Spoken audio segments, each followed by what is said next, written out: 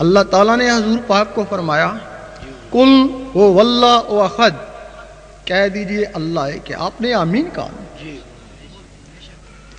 آپ نے لوگوں کہا کہہ دو اللہ ہے کیا ہے، جنہوں نے آمین کہا مسلمان، جنہوں نے نہیں مانا کافر، جنہوں نے ہیل و حجت کری منافق۔ اب تم کس کو کہتے ہو کہہ دے اللہ ایک ہے، بس یہی ایک راز ہے۔ بلے شاہ نے فرمایا ایک نقطے وچ گل مکدی ہے، تم اپنے دل کو کہتے ہو کہہ دے اللہ ایک ہے،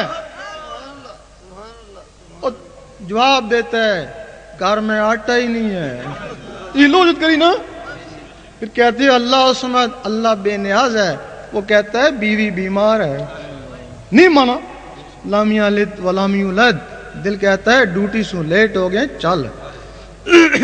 جو زبان میں ہو وہ دل میں ہو وہ صادق ہے، مانو گے نا؟ اگر زبان میں اور دل میں اور تو منافق ہے نا۔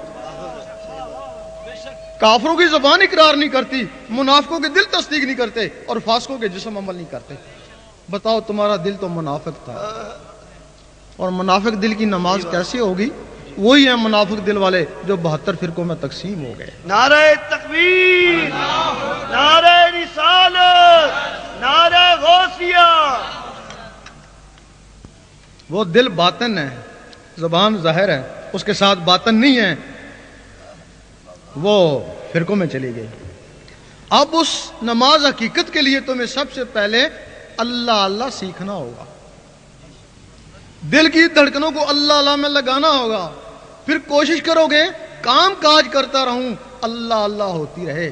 اس کو بولتے ہیں دستکار میں دل یار میں۔ پھر کوشش کرو گے اخبار سالہ پڑھتا رہوں اللہ اللہ ہوتی رہے، کامیابی ہو جائے گی۔ پھر کوشش کرو گے نماز پڑھتا رہوں اور اللہ اللہ ہوتی رہے۔ اس وقت زبان کہے گی کہہ دے اللہ ایک ہے، دل کہے گا اللہ اللہ، اللہ سمد، دل کہے گا اللہ اللہ، لم یلد ولم یولد، دل کہے گا اللہ اللہ۔ اب زبان جو کچھ زبان میں وہی دل میں، زبان اقرار کر رہے، دل تصدیق کر رہے اور جسم عمل کر رہے۔ اب زبان میں زہر، دل میں باطن، باطن اور زہر مل گیا۔ زبان ذکر مفصل میں اور دل ذکر مجمل میں۔ زبان دلیل سے منوا رہی ہے کہ کہہ دے اللہ ایک ہے، اور دل بغیر دلیل کے مان رہا ہے کہ اللہ ہی اللہ۔ زبان کا کمال ہے، امریکہ سے بولتے ہیں یہاں سنتے ہو، یہ جو تمہارا اخفا یہ اس کا کمال ہے، اس لوتھڑی کا کیا ہے؟ اخفا کا کمال ہے، وہاں بولتے ہیں یہاں سنتا ہے یہ، اور اس قلب کا کمال ہے یہاں گونجتا ہے عرش مولا والے سنتے ہیں۔ بن کے مست ملنگ رہیں گے، دنیا والے دنگ رہیں گے، لاکھ ظلم و ستم سہیں گے، یہ قلب یہاں گونجے گا عرش مولا والے سنیں گے۔ اس تمہاری نماز کو یہ دل عرش مولا میں پہنچائے گا، وہ نماز مومن کا معراج ہے۔ اگر پوری زندگی میں 2 رکعتیں بھی ایسی مل جائیں تو ان ہزاروں رکعتوں سے بہتر۔ یہ نماز حقیقت ہے، اور یہ تمہارا پہلی سنت ہے۔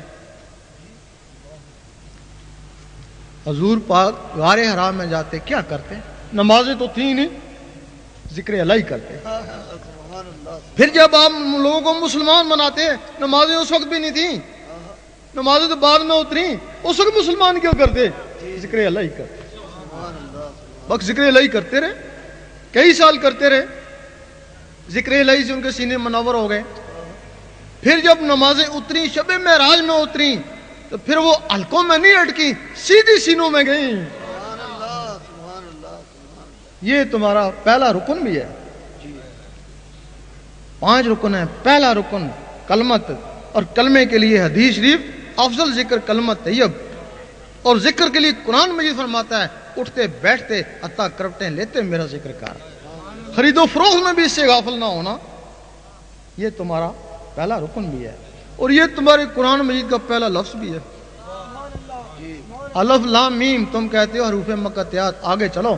سلطان صاحب نے فرمایا میں کسی مدرسے میں نہیں پڑھا، میں نے قرآن مجید کا پہلا لفظ لے لیا، الف سے اللہ اللہ کرتا رہا، اللہ اللہ کرنے سے میرا سینہ چمک اٹھا، حضور پاک نے چمکا ہوا سینہ دیکھا اور سینے سے سینہ لگا لیا، وہ سارے علم سینے میں خود بخود ہی آ گئے۔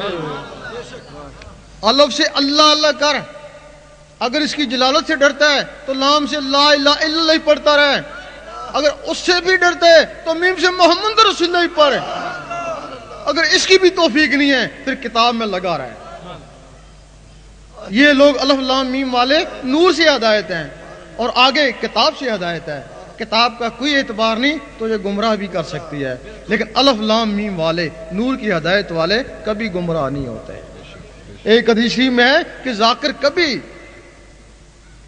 گمراہ نہیں ہوتا، یہ مانتے ہیں اسے غلطی ہو سکتی ہے، گناہ ہو سکتا ہے، لیکن یہ کبھی نہیں ہو سکتا کہ وہ دیوبندی ہو جائے یا مرزئی ہو جائے یا وہابی ہو جائے۔ تیرا شاہی میرا شاہی، دین و دنیا کی بھلائی، میرا ماہی تیرا ماہی، وہ سنی کا سنی رہے گا، وہ غیر مقلد کبھی نہیں ہو سکتا۔